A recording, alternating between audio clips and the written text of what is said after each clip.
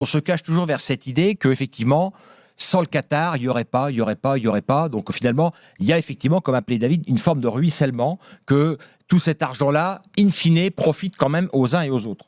Donc on essaie de le... Ça c'est une idée, d'ailleurs c'est une idée qui n'est pas que dans le football, qui est un peu partout. On explique que le ruissellement, c'est une idée très macronienne. Donc essayons de l'appliquer au foot. On avait avec un homme que vous connaissez bien dans l'after, un collègue d'ailleurs, un homme, je veux dire, de la famille de David, qui est un économiste du sport, qui s'appelle Jean-Pascal Gaillan, que vous avez, je crois, plusieurs fois interviewé dans cette émission. On avait, il y a un an, avant la Coupe du Monde au Qatar, préparé ensemble un article qui a été publié dans le journal Le Monde pour essayer de voir si ruissellement il y avait ou s'il n'y avait pas. Alors, c'est des données qui datent d'il y a un an, qui ont été un peu corrigées. Par exemple, je peux apporter une réponse à Nasser Al-Khelaifi. Il posait tout à l'heure la question, il se disait, le PSG est 4e à l'indice UEFA aujourd'hui, en Europe, 4e.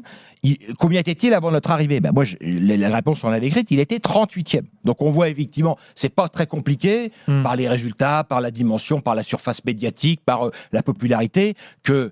Évidemment que pour l'intérêt particulier du Paris Saint-Germain, le Qatar, c'est une bénédiction. Ce serait une mauvaise foi absolue pour ne pas le prétendre. Est-ce que cette bénédiction-là, elle ruisselle sur le reste de la Ligue 1 ou pas? Alors, on va prendre plusieurs critères. On va d'abord parler de sport. On va parler du classement UEFA, justement, puisque le PSG est 5e. Quel était le classement moyen des 5 qualifiés français pour les Coupes d'Europe? Il y a 10 ans, en 2012, la France était au classement UEFA sur ses 5 premiers clubs, le champion de France y compris de l'époque. Rappelons qu'avant l'arrivée du Qatar au Paris Saint-Germain, les 5 saisons précédentes, on avait eu 5 champions différents, ce qui rendait notre championnat quand même passionnant à suivre. C'est évidemment plus le cas depuis. On rappelle qu'ils ont gagné 9 des 11 derniers titres, 8 des 10 derniers, je ne sais plus exactement. Enfin, notre championnat a évidemment perdu beaucoup de son intérêt sur le plan du suspense. Voilà, merci Gilbert. Donc en 2012, le classement moyen des 5 meilleurs clubs français, à l'époque c'était Lyon, Marseille, Bordeaux, Paris et Lille. Paris était déjà là. On était 33e, le classement moyen au rang UEFA. Quel était-il l'année dernière? On était 34e. Donc le classement UEFA, en incorporant évidemment, comme le dit Daniel, s'il n'y avait pas le classement du Paris Saint-Germain, on serait peut-être 72e aujourd'hui. Peut-être. Donc la France est restée pour l'instant 5e au niveau de l'UEFA. Pour donner une idée de la force financière du Paris Saint-Germain, en 2011, le PSG générait 9,7% des revenus de la Ligue 1. Il génère maintenant 35,3% à lui seul des revenus de la Ligue 1. Donc, en chiffre d'affaires total, tu parles du chiffre d'affaires additionné de tous les clubs de Ligue 1 sur le chiffre d'affaires de la Ligue 1. Donc, en euros constants, si on regarde l'évolution des recettes de la Ligue 1, des clubs de Ligue 1, en euros constants, l'évolution c'est quasiment zéro. C'est-à-dire qu'ils généraient en 2011 à peu près 1 milliard de recettes, c'est à peu près le cas encore, à peu près aujourd'hui, en euros constants. Donc, nos chiffres étaient un petit peu faussés parce qu'on avait l'année du Covid dedans. Évidemment, ça fausse les chiffres. Donc, on a essayé de restreindre ça c'est le travail de Jean-Pascal. De neutraliser, en fait. Il a neutralisé l'année du Covid. On se rend compte que l'évolution, finalement, la croissance pour la Ligue 1 a été de 28,6%. Donc, on peut se dire, c'est pas mal. Mais elle a été, dans le même temps, de 79% pour la Liga, de 79% pour la Première Ligue, qui était déjà très haut, de 68% pour la Bundesliga et de 47% pour la Serie A. Donc, on est resté, évidemment, très largué. Après, on pourrait parler des droits télé. C'est quand même un sujet fondamental qui va encore nous occuper dans les semaines à venir. Qu'est-ce qui s'est passé depuis que le Paris Saint-Germain était là? Est-ce que les recettes en droits télé ont augmenté? Non. Est-ce que sur le plan domestique, c'est une évidence? Évidemment, il y a eu le fiasco Mediapro en cours de match, mais le constat est là. Ils ont quand même été vendus plus cher, rassure-moi. Le fait que ce soit écroulé, mais au moment de la vente, c'était plus cher, non? Mediapro, ils ont atteint le milliard. Mais ils n'ont pas payé. Tu peux pas prendre le milliard, mais bien sûr. Il a pas été versé, Daniel. La vente a quand même attiré quelqu'un, même si ça a été un mauvais payeur. Si demain je vais t'acheter ton appart, je me vends 300 millions et je te fais jamais le chèque, si la LFP avait voulu négocier comme ils ont voulu, ça aurait été quand même encore supérieur à ce qui a été fait là. C'est un autre. Ok, c'est un autre débat. D'accord, continue. On va reprendre tes points un par un. Un par un pour rigoler. Avec plaisir, pas de problème. On continue. Et évidemment, les recettes on pourrait se dire avec Messi, avec Neymar, avec Ibra, avec ça, les recettes à l'étranger du football français ont dû exploser. Bon, on est toujours fixé à 60 millions d'euros. Espérons qu'il y aura une vraie avancée. Il n'y a pas eu d'appel d'offres depuis. Mais le problème des droits étrangers. Non, mais le problème des droits étrangers, c'est qu'il y a des appels d'offres à l'étranger. Bien sûr qu'il y a des appels d'offres. T'as fini, Stéphane? Attends, et t'as encore un mot? Non, après, j'avais un chiffre quand même intéressant parce que Paris a dépensé net depuis l'arrivée du... Enfin, pas net, brut depuis l'arrivée du Qatar, 1,6 milliard en transfert. On est en dépenses nettes. Non, c'est ça, c'est 1,6 milliard en net. Hein, c'est-à-dire, si on retranche, sur ce 1,6 milliard, ils ont versé au club français 260 millions d'euros. Hein, dans le même temps, et dans les 260 millions d'euros, notez bien qu'il y a 180 millions pour Kylian Mbappé tout seul. Hein. Et dans le même temps, ils ont versé, par exemple, 400 millions d'euros au club italien, 300 millions d'euros, un peu plus 350 millions d'euros au club espagnol, etc., etc. Donc, tout ça pour vous expliquer, et je veux dire, j'attends évidemment que Daniel m'apporte les preuves du contraire, que si ça a profité au Paris Saint-Germain, si ça, disons que ça va pas être dur. Si ça a profité à l'exposition de Ligue 1, en revanche, tant sur le plan sportif qu'économique, l'effet du Qatar est nul. L'effet de l'arrivée du Qatar au Paris Saint-Germain est nul sur le niveau et sur la force économique de notre championnat. Juste une petite... Non, mais je te laisse répondre. Après, moi, j'interviendrai. Juste sur les droits étrangers. En fait, les droits étrangers, ils sont un peu capés dans la mesure plafonnée parce que c'est une faveur en fait qui a été accordée à beIN. C'est beIN qui diffuse en fait la Ligue 1 à l'étranger. Donc c'est pour ça que diffuse et surtout qui vend. Qui vend, exactement. Alors que le principe avant que ce soit beIN qui vendait les droits, c'était une filiale de Canal. Exactement. Jugé à l'époque. Exactement. Et qui était le premier acheteur de droits de la Ligue 1 à l'époque, c'était le concurrent de beIN au Moyen-Orient. Ouais. Évidemment, a été neutralisé puisqu'on a confié. Vas-y, encore une fois, Daniel, ils sont jugés. Ton premier argument, c'est que ça ruisselle pas. Pour que ça ruisselle, il faut l'organiser, le ruissellement.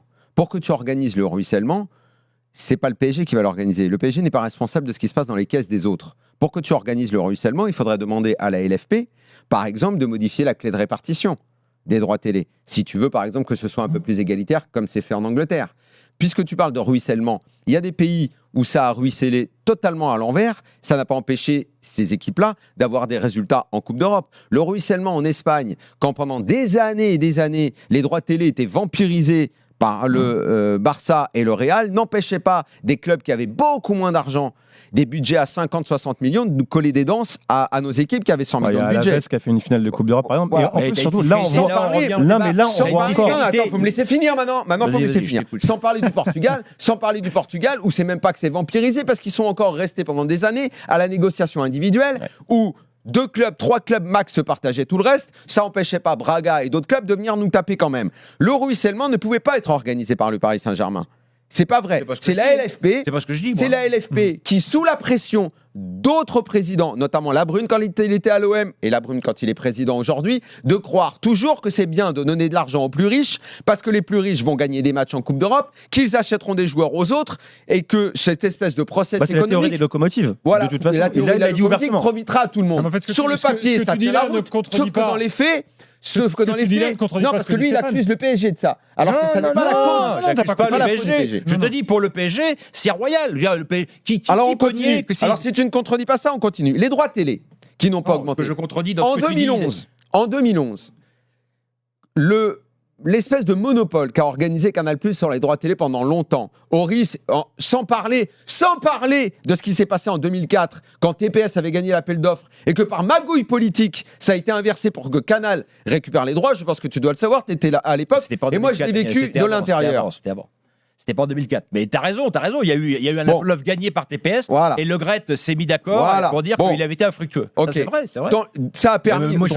Canal+ avait organisé ce monopole parce que de toute façon, ils avaient le cinéma et le sport, mais de toute façon, ils surévaluaient beaucoup les droits télé. Il n'y a pas de monopole, parce qu'il y a toujours eu, aux côtés de Canal, un diffuseur de la Ligue 1. Tu sais très bien comment ça se passait. Il y a eu Orange et tout. On donnait des miettes et tout, on s'arrangeait, ça faisait un petit peu monter la sauce, machin. Sauf qu'à un moment. C'était 200-300 millions à chaque fois. Sauf qu'à un moment, la machine, ce petit système-là où ils se mettaient tous d'accord, s'est enrayé et on s'est retrouvé au moment où beIN est arrivé avec plus personne qui voulait mettre des ronds.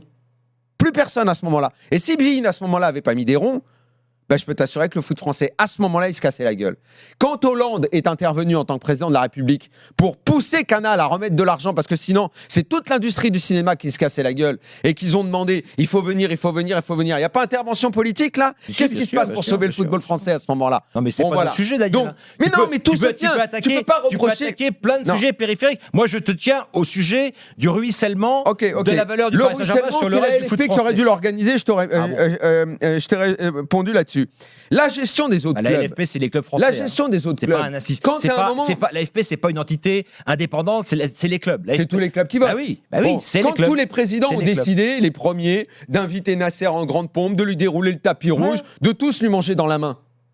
C'est Parce qu'ils Daniel espéraient- Riolo, le responsable, le grand Mais- défenseur mais du tu te Qatar. sens- je sais pas pourquoi tu Non, te sens bon. personnellement mis Non, en mais cause. parce que ce ça sont des- m'échappe depuis hier. parce Tu te que- passes comme si tu étais l'avocat de la cause qatari. Je suis Ça- pas ça l'avocat. peut- je suis- Tu peux le vouloir, mais Non. ça me surprend. En fait, quoi. le problème, c'est que ça fait 15 ans qu'on dit les choses clairement ici sur comment fonctionne le football français. J'ai l'impression qu'il y a encore des gens, toi, tu es avec nous simplement depuis 2-3 ans. Non, mais en fait, alors, Un pardon-moi. tas de gens qui écoutent ont visiblement oublié tout ce qu'on a expliqué depuis des années sur comment fonctionnait notre football et que imputer une responsabilité exagérée à ce qu'a fait le Qatar, c'est faux.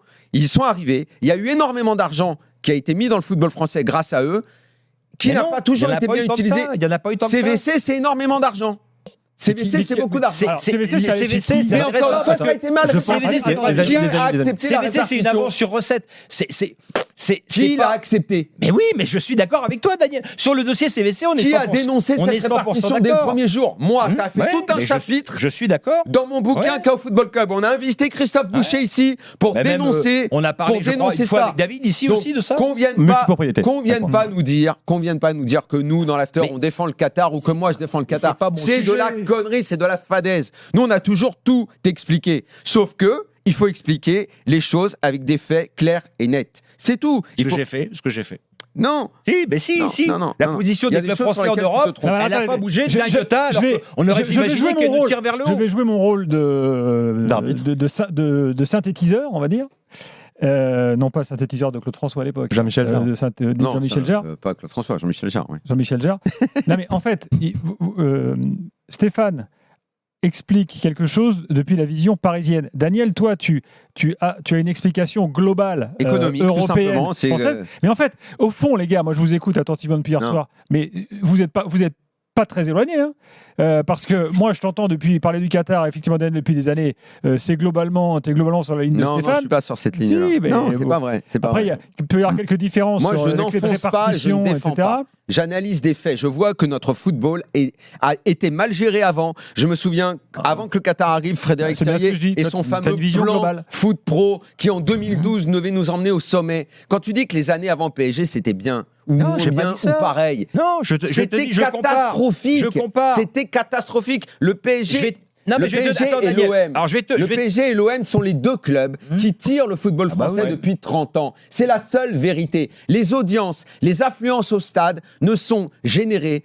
que par Paris en 1, mais- Marseille Bah, il un suffit petit de peu regarder derrière. les 10 premières affiches. Il suffit de regarder. Et Ce que tu derrière dis là n'est pas Paris incompatible et avec ce que Marseille, dit Stéphane, en juste- fait. il y a un truc, un Daniel. fossé. Non, mais laissez-moi intervenir parce que je Alors. pense qu'en fait que vous parlez de deux choses différentes. J'ai pas envie d'être l'extrême centriste ou qui renvoie l'un et l'autre dans son coin, mais il faut différencier l'impact du QSI et du Qatar sur la compétitivité de la Ligue 1 et l'impact de QSI sur la survie de la Ligue 1. Eh oui. Et le fait est, je vais vous donner Peut-être. 2 chiffres. Ça, c'est pas. Le, probable, mais c'est le peut-être. premier chiffre, c'est le déficit cumulé des clubs français en 2021-2022. Il dépasse 550 millions d'euros. Un autre chiffre, je vais vous donner le montant cumulé des comptes courants actionnaires, c'est-à-dire l'argent que les actionnaires des clubs ont prêté à ces clubs pour leur permettre de survivre. Parce qu'il y a 38 clubs sur 40 en France qui sont déficitaires et qui doivent survivre soit par une vente de joueurs, soit par une intervention de l'actionnaire. 338 millions, les comptes courants d'actionnaires. Les clubs français doivent 338 millions à leurs actionnaires. Donc en fait, pourquoi la nature a horreur du vide? Pourquoi vous pensez que QSI était là? Car tout simplement, il y a un déficit de financement énorme. Moi, je suis personnellement contre les fonds souverains, parce qu'il y a une distorsion Bien sûr. de concurrence économique, Oui. de concurrence législative, parce que c'est des gens qui font et qui influencent la loi. J'ai été invité à participer, à interroger par la mission interparlementaire pour légiférer contre la multipropriété, donc par le député Coquerel. Et le député Coquerel me dit, il est très sympathique, on avait une discussion un peu à bâton rompu qui est disponible sur YouTube, qui me dit, oui, mais moi j'ai envie d'interdire tous les fonds souverains, les fonds d'investissement. Mais je lui dis, mais D'accord, mais c'est la puissance publique en fait qui va combler ce déficit. C'est les fonds d'investissement. Personne n'a envie d'avoir des fonds soi-disant vautours qui prêtent avec des taux à 2 chiffres et qui récupèrent l'actif derrière. Mais le fait est que pourquoi cette présence du Qatar et des fonds est essentielle ?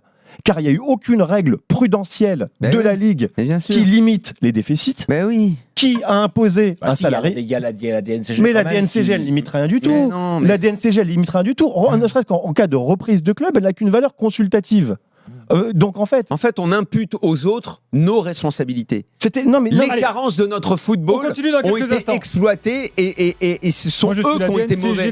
C'est notre football qui a été mauvais. C'est nos présidents, nos dirigeants qui ont été mauvais.